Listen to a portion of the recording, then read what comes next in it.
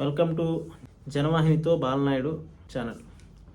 ఈరోజు పవన్ కళ్యాణ్ గారు ఈరోజు మండలిలో ఒక బిల్లుని ప్రవేశపెట్టారు. ఈ బిల్లు చాలా ముఖ్యమైన బిల్లు. ఎందుకనంటే ఒక వ్యక్తికి ఇద్దరికన్నా అంటే 1994 పంచాయతీరాజ్ చట్ట ప్రకారం ఇద్దరికన్నా ఎక్కువ పిల్లలు కానీ ఉంటే వాళ్ళు ఏ స్థానిక సంస్థల ఎన్నికల్లోనూ వాళ్ళు పోటీకి అనర్హులు. కానీ ఇప్పుడు పవన్ కళ్యాణ్ గారు గత కొద్ది రోజులుగా ఆయన పంచాయతీరాజ్ శాఖని చేపట్టిన తర్వాత అక్కడి నుంచి చాలా గొప్ప కార్యక్రమాలు, మంచి కార్యక్రమాలు, నెక్స్ట్ చాలా సవరణలు, సంస్కరణలు తీసుకొస్తూ ఉన్నారు. దానిలో భాగంగా ఈరోజు ఆ యొక్క పరిమితి ఏదైతే ఉందో ఇద్దరికన్నా ఎక్కువ మంది పిల్లలు ఉన్నా సరే వాళ్ళు స్థానిక సంస్థల ఎన్నికల్లో నించోరాదు అనే పరిమితి ఏదైతే ఉందో ఆ పరిమితిని ఆయన ఈరోజు శాసనమండలిలో బిల్లు ప్రవేశపెట్టి అందరి చేత ఒప్పించి అమలు చేశారు. అది తక్షణమే అమల్లోకి వస్తుంది. అయితే ఈ బిల్లు కోసం ఎందుకు చెప్పుకోవాలంటే ఈ బిల్లుకి మరియు కొన్ని సామాజిక కోణాలకి చాలా ముఖ్యమైనటువంటి ముడి ఉంది. ఆ ముడి ఏంటంటే ఇక్కడ అర్థం చేసుకుంటే కాంగ్రెస్కి సంబంధించి ఉద్భవించినటువంటి ఇతర పార్టీలు ఏవైనా సరే అవన్నీ కూడా ఒక సెక్షన్ ఆఫ్ పీపుల్కి అపోజిట్ కార్యక్రమాలు చేసేటటువంటి పార్టీలు అవన్నీ.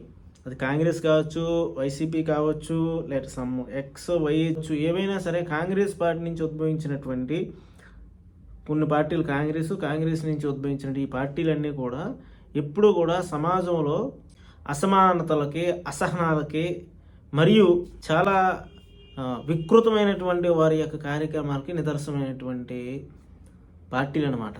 ఎందుకు చెప్తున్నానంటే 1940లో స్వతంత్రం వచ్చిన తర్వాత జవహర్లాల్ నెహ్రూ ప్రధానమంత్రి అయిన దగ్గర నుంచి నాటి కాంగ్రెస్ ప్రభుత్వం ఏకఛత్రాధిపత్యంగా దేశాన్ని పరిపాలిస్తున్నటువంటి రోజుల నుంచి కూడా వీళ్ళు పూర్తిగా హిందూ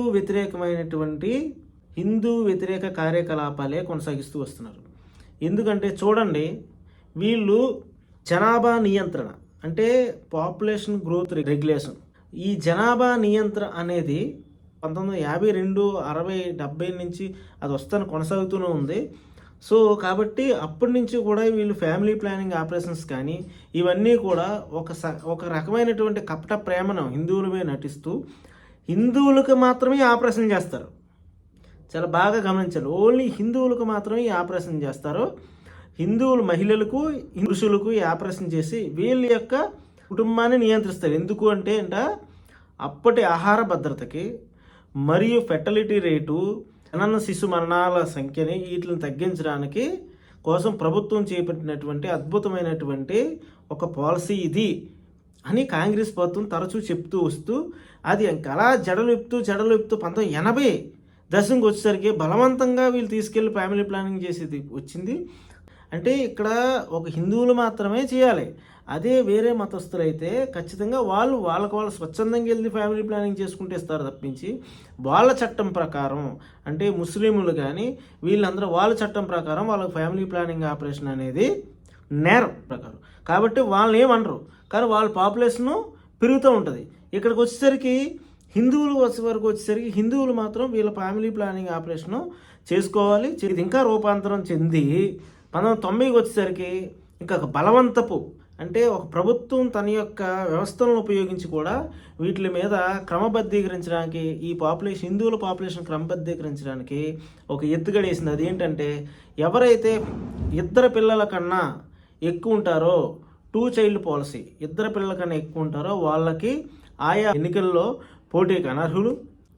సో ఇట్లాంటి కార్యక్రమాలన్నీ కూడా కాంగ్రెస్ పార్టీ హిందువుల మీద బలవంతంగా రుద్దడానికి ప్రయత్నం చేసేది. ఆ ప్రయత్నంలో భాగంగానే 1994లో మన యొక్క ఆంధ్రప్రదేశ్లో కూడా ఆ రోజున ఉమ్మడి ఆంధ్రప్రదేశ్లో కాంగ్రెస్ ప్రభుత్వం ఉన్న వల్ల కాంగ్రెస్ ప్రభుత్వం చట్టం తెచ్చింది.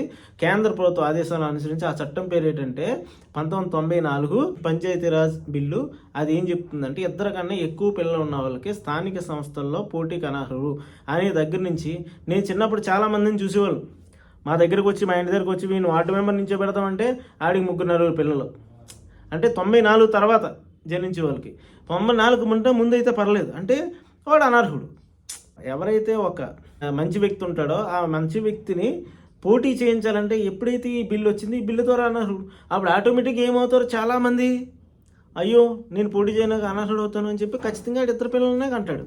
అంటే ఇలా ఇద్దరు పిల్లలు కనడం వల్ల ఏమవుతుంది, ఆటోమేటిక్గా వీళ్ళు తగ్గుతారు. అదేవిధంగా ఇదే చట్టం మరి ముస్లింలకు అనుకూలిస్తుందంటే అనుకూలించదు. సో కాబట్టి కానీ వాళ్ళకి మాత్రం ఎంతమంది కానీ ఎక్కువ మంది పిల్లలు ఉంటే వీళ్ళు పోటీ చేయడానికి అనర్హుడు అనేది మాత్రం వాళ్ళకి భారత రాజ్యాంగ చట్ట ప్రకారం కాంగ్రెస్ ప్రభుత్వం ఇవ్వలేదు, మనకు మాత్రం ఇచ్చింది. దానివల్ల మన పిల్లలు తగ్గిపోతూనే ఉన్నారు, వాళ్ళు పెరిగిపోతూనే ఉన్నారు. సో కాబట్టి ఒక చట్టం అమలు చేస్తే భారతదేశంలో అందరికీ కూడా ఒక ఉమ్మడి చట్టం రావాలి. అంతే ఒకరికి రెగ్యులేట్ చేయడం ఏంటి?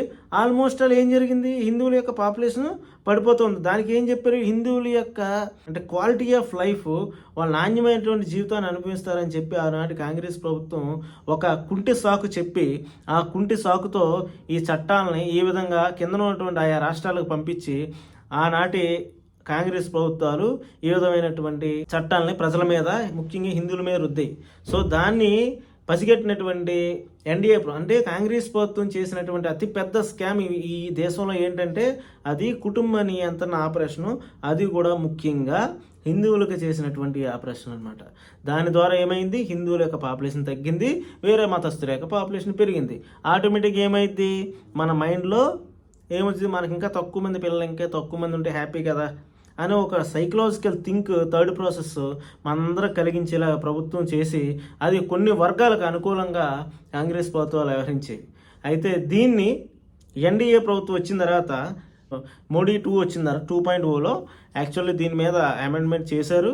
కానీ వాటిని అమలుపరచడంలో కూడా కొన్ని ప్రభుత్వాలు అలసత్వాన్ని ప్రదర్శించాయి, వారి యొక్క స్వలాభం కోసం, ఓటు బ్యాంక్ రాజకీయాల కోసం.